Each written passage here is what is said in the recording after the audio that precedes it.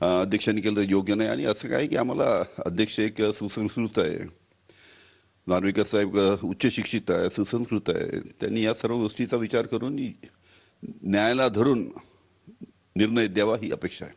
आजचा निकाल राष्ट्रवादीसाठी महत्त्वाचा असणार आहे, कारण की यानंतर राष्ट्रवादीबाबत निकाल येणार आहे. ठीक आहे ना, पहिले आता आज शिवसेनेचा होऊ द्या, मग आमची सुद्धा हिअरिंग होईल, आमचा सुद्धा निकाल 31 जानेवारीपर्यंत लागेल. पण सध्या काय चालू आहे, इलेक्शन कमिशननी ज्या पद्धतीचा निकाल दिला, उद्धवजी ठाकरे यांचं चिन्ह काढून घेतलं, उद्धवजी ठाकरे यांचा पक्ष काढून घेतला, म्हणजे इतक्या दबावाखाली सर्व यंत्रणा राबतायत, ही अतिशय दुर्दैवी गोष्ट आहे. आजचा निकाल महाविकास आघाडीवर परिणाम करेल असं वाटतंय, आज जो निकाल येणार आहे शिवसेनेच्या आमदारांबाबत? नाही, ठीक आहे, आज काय निकाल येतो ते वाट पहा पहिले. पण ज्या पद्धतीचं संपूर्ण चालू आहे, जे दिसत आहे, आमची माननीय नार्वेकर साहेबांना अध्यक्षांना एकच विनंती आहे की कायद्याच्या चौकटीत त्यांनी निर्णय द्यावा. काल शरद पवार यांनी शंका उपस्थित केली होती एकूणच या निकाल प्रक्रियेवर.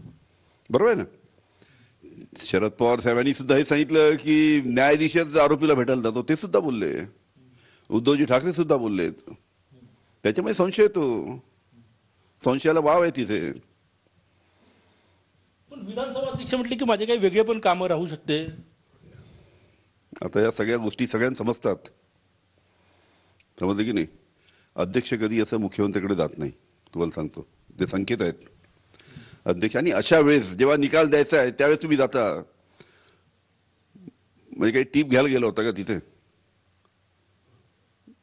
अशी संशय त्यानिमित्तानं लोकांमध्ये येतो. त्याच्यामुळे कायद्याच्या चौकटीत अध्यक्षांनी निर्णय जर दिला तर 100% एकनाथ शिंदे आणि त्यांचे सर्व सहकारी यांचं सदस्यत्व जाईल.